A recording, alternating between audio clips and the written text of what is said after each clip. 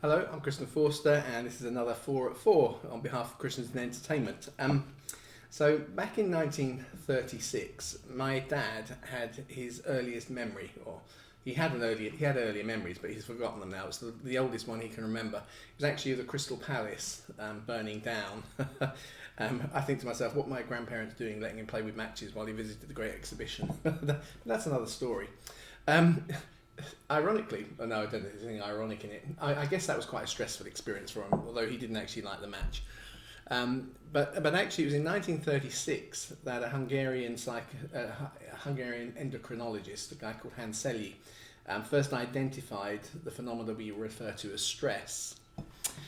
And stress is something we all feel every day, and actually we often want to get rid of it. It's interesting that Jesus says, don't be anxious for tomorrow, because tomorrow will have its own anxieties.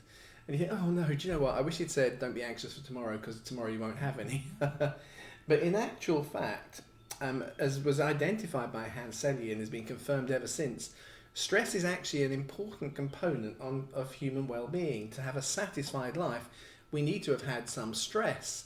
But it needs to be containable, it needs to be celebratable as we kind of work through it. And so Hans Selye kind of coined the term eustress, which is good stress, and then there's just ordinary everyday stress, and then there's distress.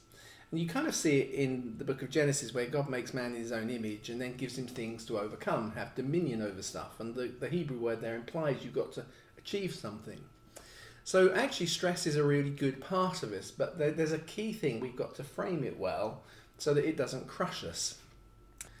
So when Jesus actually talks about stress in the Sermon on the Mount, it's in the context of having talked a few verses before about a good and an evil eye.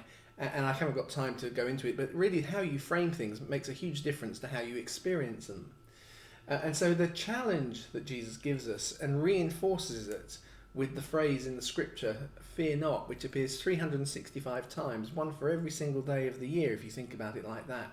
We're encouraged every single day to somehow put a frame around those things that induce stress that allows us to put them in the right place, to put them into perspective. And one of the simple ways you can do that is just simply setting out some daily goals.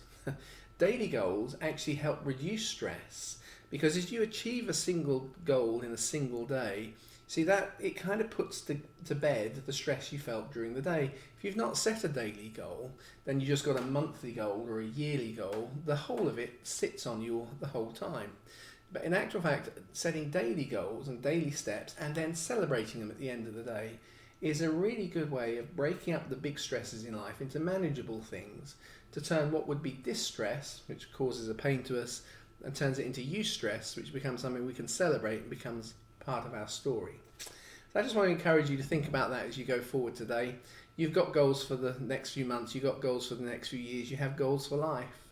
But to stop them becoming a burden, break them into smaller components and celebrate them as you achieve them. I've been Christian Forster, and I hope you've enjoyed 4 at 4.